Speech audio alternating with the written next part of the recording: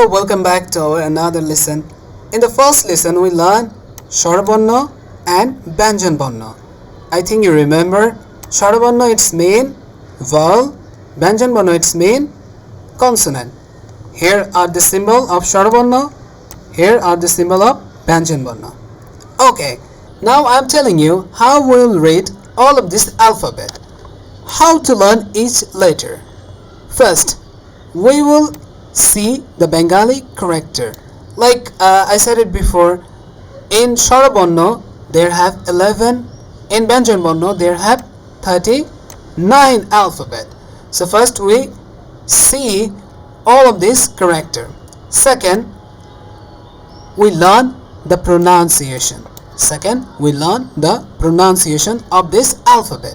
Third, in this part we'll practice the alphabet with the words. Like suppose we learn a sound and we also give you the example of this word.